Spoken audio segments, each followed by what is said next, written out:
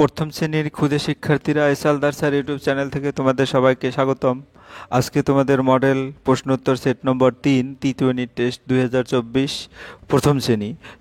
বিষয় হচ্ছে সমস্যা সমাধানের সক্ষমতা। তোমরা সবাই হয়তো অবগত আছো, আগামী 2 তারিখ থেকেই তোমাদের পরীক্ষা শুরু হয়ে যাবে।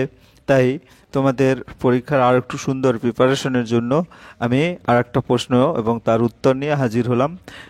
আর দেরি নয়, তোমরা যারা এখনও আমার এই চ্যানেলটাকে সাবস্ক্রাইব করো নাই তারা এখনই চ্যানেলকে সাবস্ক্রাইব করে বেল আইকনটি প্রেস করে রাখো, যাতে পরবর্তীতে তোমাদের আরও অনেক সুন্দর সুন্দর ভিডিও পেতে পারো।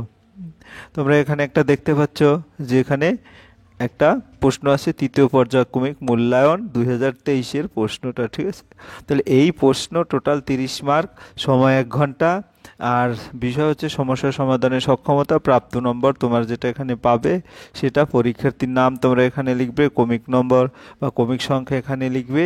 এই 1 নম্বর, 1 নম্বরে 4 মার্ক, 2 নম্বর, 3 নম্বর, 4 নম্বর, 5 নম্বর, 6 নম্বর, এভাবে করে টোটাল 10টি প্রশ্ন আছে। এই 10টি প্রশ্নের টোটাল মার্ক হচ্ছে 30।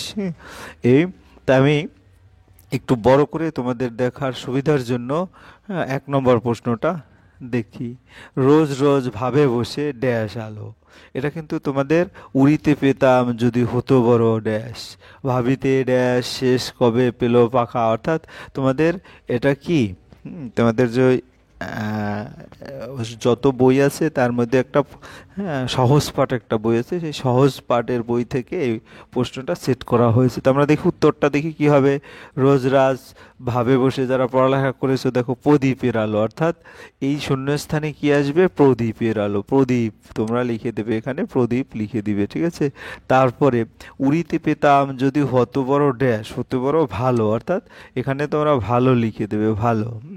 তারপরে ভাবিতে ড্যাশ, ভাবিতে ভাবিতে শেষে কবে পেল পাখা, অর্থাৎ এখানে ভাবিতে লিখে দিবে।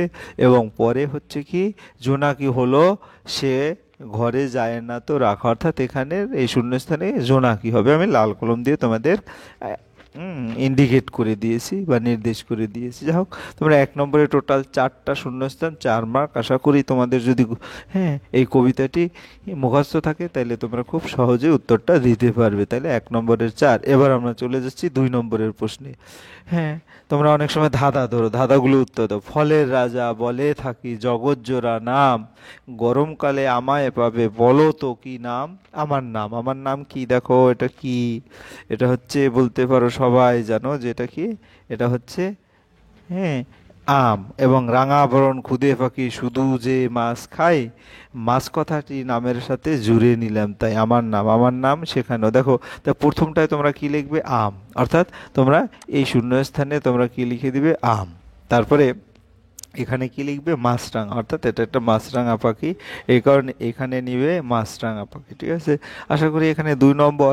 তোমাদের কিন্তু বই, আমি একটু বইটা যদি দেখাই, যে এখানে কিন্তু এই যে সকল এরকম ধাঁধা, যদি তোমার ডাঙাতেও চলে আমি, বেশি থাকি জলে, কথা বলি হেলে দুলে, পেক পেক বলে। দেখো তোমাদের ওখানে হাঁস দেখা আছে।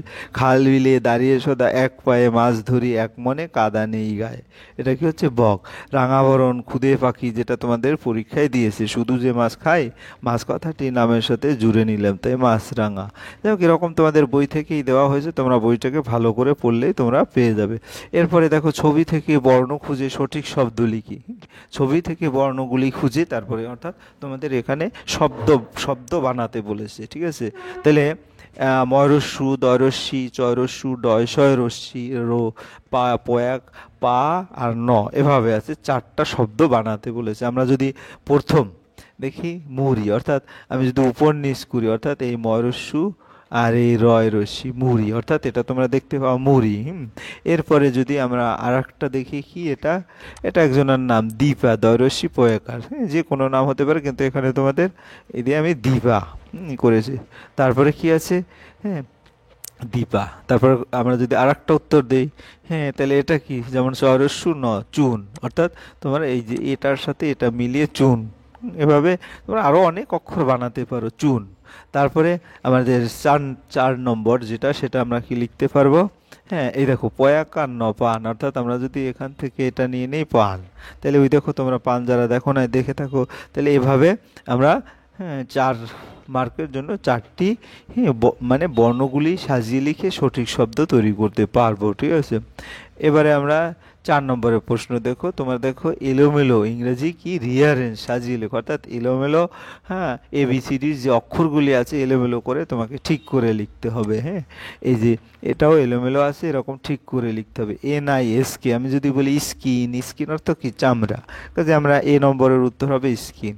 এরপরে KCOL, এখানে লক, আমরা অনেক সময় বলি কিন্তু এই ঘরটা লক করা অর্থাৎ বন্ধ করা, লক দিয়ে একটা তোমার ওয়ার্ড হয়ে যাচ্ছে। তারপরে CCOKLC অর্থাৎ ক্লক, ক্লক অর্থ ঘড়ি, এই নম্বরে আমরা, এই যে নম্বরে আমরা কি দেখতে পাচ্ছি ক্লক, হ্যাঁ, ক্লক, এটাকে সাজিয়ে লিখলে। তারপরে এটা কি FCKR অর্থাৎ এটা ফ্রক, তোমরা এই নম্বরটা হবে frock.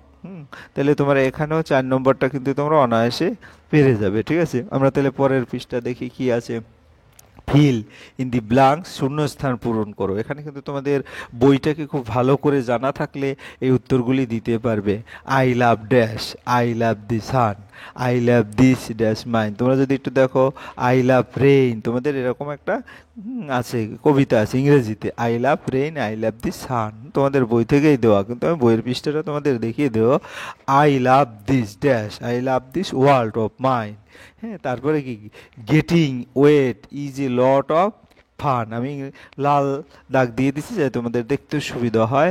And playing in Sunshine অর্থাৎ সানশাইন, এখানে সানশাইন হবে। তাহলে 5 নম্বরে তোমার 4টি লাইন, 4টি তোমার উত্তর করতে পারবে, আশা করি বুঝতে পেরেছো।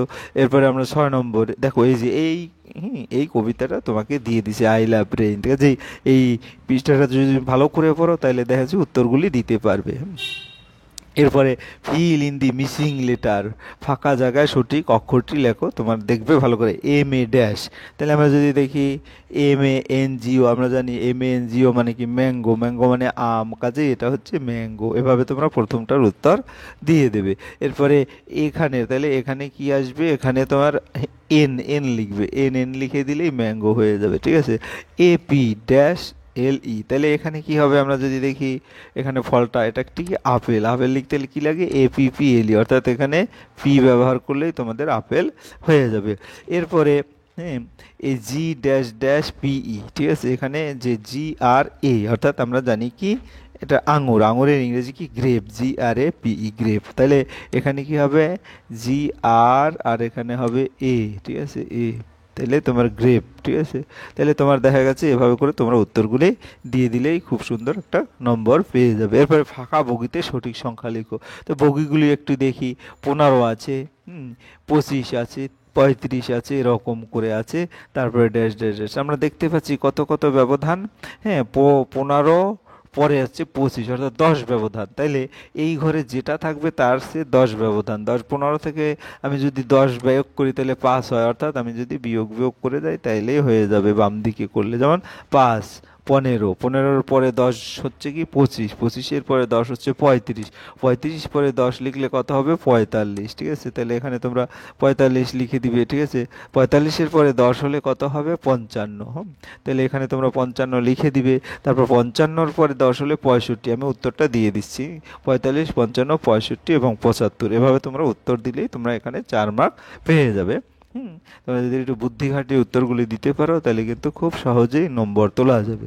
এরপরে ছক থেকে দুটো করে সংখ্যা খুঁজে যোগ করেও যার যোগফল হবে 11, আর ইংরেজিতেও 11, তাহলে 11 যদি বের করতে হয় তাহলে এখান থেকে যে কোনো দুটো সংখ্যা নিলে, তাহলে আমি যদি 4 এবং 7 এই দুটো যোগ করে দিই তাহলে 11 হয়। দেখো 11, এবং এখানে 11, 8, 8-এর সাথে 3 যোগ করলে সেখানে কিন্তু 11 হয়, অর্থাৎ 8 এবং 3 এই দুটো আমি দেখিয়েছি 11, এখানেও কিন্তু তুমি 2 নম্বর পেয়ে যাবে, ঠিক আছে। যাই হোক, 8 নম্বর গেল। এবারে 9 নম্বরের প্রশ্ন। 9 নম্বরে এসে অধীর বাবু বেগুন বেচেছেন, হীরক 15 টাকা, 15 টাকায় বেগুন কিনে 20 টাকার নোট দিল, অধীরবাবু ড্যাশ টাকার একটি কয়েন ফেরত দিলেন, তাহলে কয় টাকার কয়েন ফেরত দিলে, তাহলে তুমি কি অধীরবাবু দেখো একটু ভালো করে, বেগুন কিনেছেন 15 টাকার আর 20 টাকার একটা নোট দিয়েছে, তাহলে কয় টাকা ফেরত দেবে, 20 থেকে 15 তুমি বাদ দেবে, তাই 20 থেকে 15 বাদ দিলে কত থাকে 5 টাকা, তাইলে আমার এখানে এই উত্তরটায় কত লিখবো আমি 5 টাকা, অর্থাৎ 5 টাকার একটি কয়েন ফেরত দিলেন। 5 টাকার একটি কয়েন ফেরত দিলেন। তোমরা এবার বিয়োগ দিয়ে দেখিয়ে দেবে, পরে টাকা লিখে দেবে। যাই হোক, বুঝতে পেরেছো। এবার 10 নম্বরের হচ্ছে বাবা 6টা, মামা 5টি আর দাদা 7টা আম আনলেন, মোট কটা আম বাড়িতে এলো? ঠিক আছে, তাহলে কটা আম বাড়িতে? 6টা, বাবা মামা হচ্ছে 5টা আর দাদা হচ্ছে 7টা। তাহলে আমরা যদি দেখি এক এক করে যোগ করি, 6, 5 এবং 7, এই 5 আর 6 যদি তুমি আঙুলের কর গুনে গুনে বলো 11, 11-র সাথে আর 7 যোগ করলে কত হয়? 11, 12, 13, 14, 15, 16, 17, 18, অর্থাৎ 18 হবে। তাহলে 18টি আম, অর্থাৎ বাবা মামা আর দাদাই 3জন মিলে 18টি আম এনেছে। তাহলে মোট 18টি আম বাড়িতে এলো। ঠিক আছে, তাহলে বাড়িতে মোট 18টি আম, অর্থাৎ যোগ চিহ্ন দিয়ে তোমরা দেখিয়ে দেবে। তাই এই হচ্ছে তোমাদের টোটাল 30 মার্কের একটা প্রশ্ন। তোমরা বেশি বেশি করে পড়াশোনা করবে। এখন তোমরা ছুটে আসো, পড়াশোনা বেশি বেশি করলে দেখা যাচ্ছে একসময় তোমরা ভালো রেজাল্ট করবে। ভালো রেজাল্ট করলে অনেক ভালো ভালো তোমাদের সবাই আদর করবে। যাই হোক, আজকের ভিডিও এই পর্যন্ত। তাই তোমাদের বলবো আমি আরও অনেক সুন্দর সুন্দর ভিডিও তোমাদের দেব পরবর্তীতে। বছরের প্রথম থেকেই, পরের বছর 2025-এর প্রথম থেকে অনেক সুন্দর সুন্দর ভিডিও দেবো। কাজে আমার এই চ্যানেলটাকে তোমরা যদি সাবস্ক্রাইব করে রাখো, তাহলে দেখা গেছে এর পরবর্তীতে আমি সকল সাবজেক্টের আস্তে আস্তে তোমরা বড় ক্লাসে যাবে তারও ভিডিও। কাজে তুমি এবং তোমার বন্ধুরাও যদি থাকে তাদের কেউ আমার এই চ্যানেলটাকে সাবস্ক্রাইব করতে বলবে। আজ এ পর্যন্ত। আমার এই ভিডিওটি যদি ভালো লাগে তাহলে অসংখ্য, তোমাদের ভিডিওটি দেখার জন্য তোমাদের অসংখ্য ধন্যবাদ। আর ভিডিওটি ভালো লাগে লাইক কমেন্ট শেয়ার করতে ভুলবে না। হ্যাঁ, প্লিজ প্লিজ শেষে বলবো তোমরা সাবস্ক্রাইব আমার প্লিজ সাবস্ক্রাইব মাই ইউটিউব চ্যানেলে। ধন্যবাদ তোমাদের সবাইকে। আজ এই পর্যন্ত।